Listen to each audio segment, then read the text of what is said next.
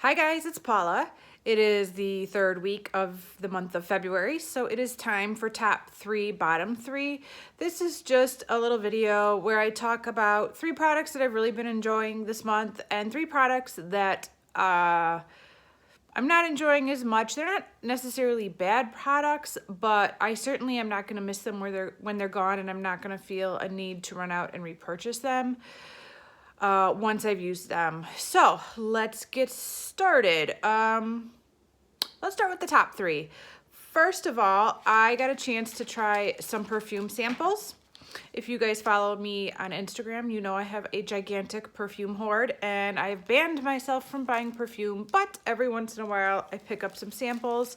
I had actually tried to get these samples from a couple of online Sephora purchases, and they were just not giving me the samples I'd asked for, so I finally just went into the store and asked for them, and they give them to me for free. They're very nice. So what I am talking about is the Elizabeth and James Nirvana perfumes. I got a sample of white, bourbon, and black. I don't know why I'm showing you these separately, as if that helps you know they look exactly the same. Anyways, I tried all 3 out. They're all good. There is a 4th cologne or fragrance called Amethyst, and I did not try that one. I think I might like that one a lot too, and I hope to try a sample of that in the future. But the winner of these 3, without a doubt for me, is black. Now, this is not a cheap perfume. To get a rollerball, it will cost you $28, and to get the largest 3.4 ounce size, it will run you about $110.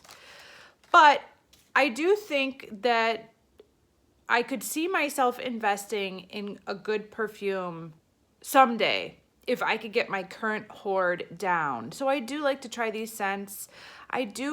I also like cheap perfume. I mean, like, there are days where I just want to smell like candy, and I don't need a really expensive perfume to do that. I could use a body spray to do that. But there's something interesting about these expensive perfumes that intrigues me. And it's the fact that there's these, like, different layers that you get, the layers of scents. Do you know what I'm talking about? Like, you smell it in the bottle and it smells one way, and then you spray it on yourself, and initially it smells another way, and then throughout the day you start picking up these different scents, and you're like, what is that? What is that I'm smelling? And you're like, oh, it's me. I like that. That's what I get from these expensive perfumes that is kind of unique. But this black scent, oh, that smells good. It just has that, I wish I would have looked it up. I should look it up. Hold on a second, and I'll look up the scents for you guys instead of me playing the guessing game. Hold on. Okay, I'm back. So it's a warm and spicy fragrance, and the key notes are violet, sandalwood, and vanilla. And you can pretty much guarantee that if you put sandalwood and vanilla in a perfume, I'm gonna love it. I just love those 2 scents. So black is my winner of the 3 fragrances that I tried out from Elizabeth and James, and it's definitely one of my top 3 scents, one of my top 3 choices for the month of February. On to my next winner. This is an old rediscovered product from my stash. It is the Pixi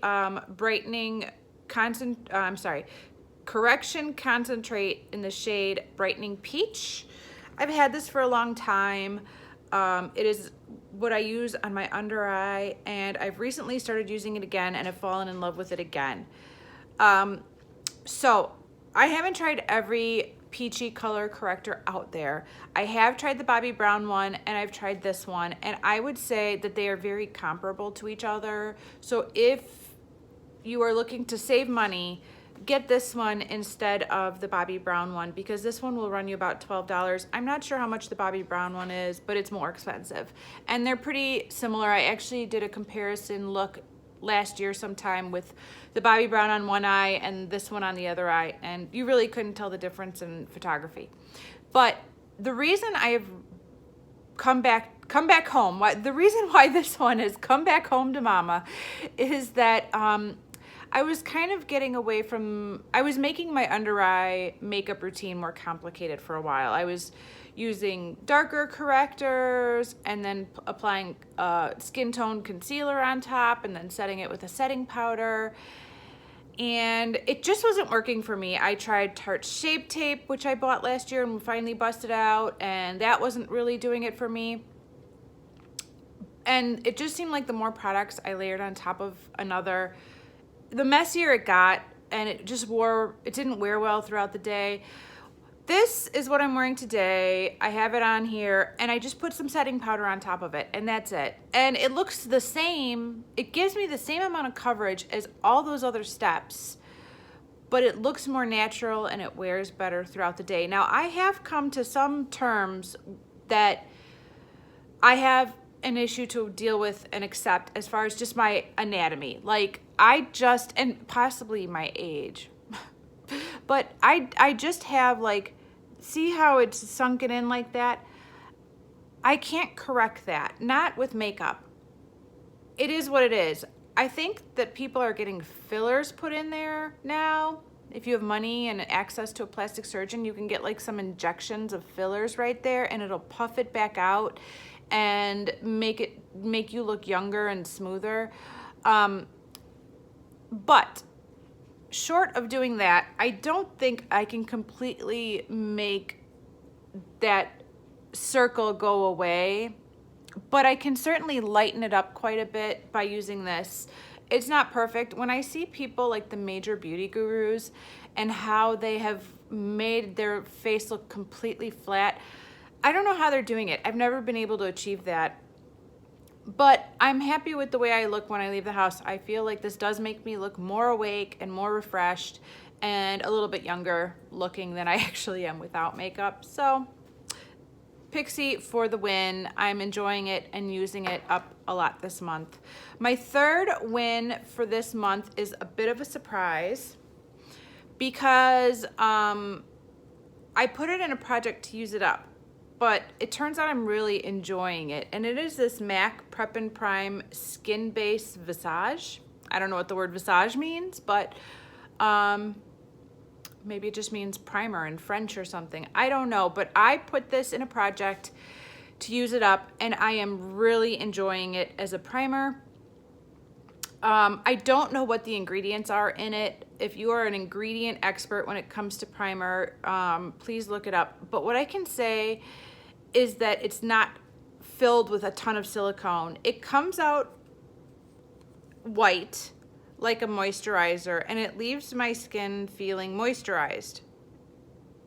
See? Boop. Oh, yeah.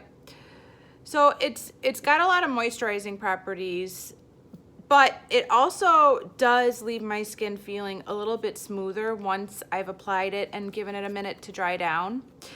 And I like the way my makeup looks on top of it. I like the way it wears throughout the day, and I am really enjoying this. And I'm surprised by that because I have like 6 samples of this and I've never used it before. And I have a ton of primers, so I won't be buying this once I run out of the samples because I have a ton of primers to use up. But I'm gonna keep this on my favorites list at Ulta and consider purchasing it someday down the road. It does retail for $31, so it's not cheap, but I usually use Ulta points for MAC purchases nowadays. So that has made my third favorite for this month. On to the bottom 3.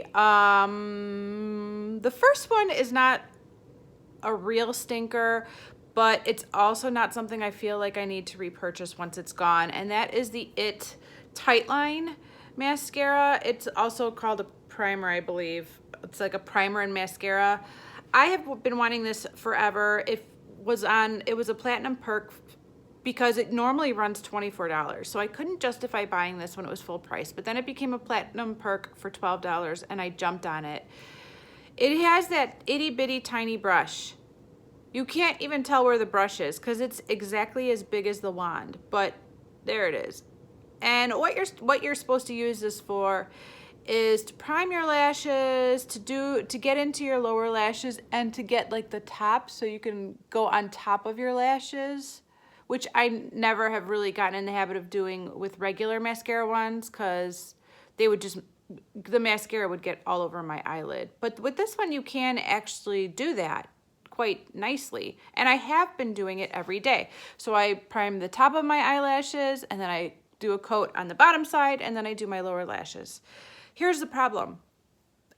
It really doesn't make any difference. And if you have little baby eyelashes, there might be somebody that this is perfect for, but it's just not perfect for me. My big issue when it comes to my lashes is length. And this does not lengthen my lashes. So it's really just an extra step when I'm already using 2 other mascaras on top of this one. I seem to do better off with those white primer mascaras that you put on first and then coat your lashes with a regular black mascara. Those seem to be the best.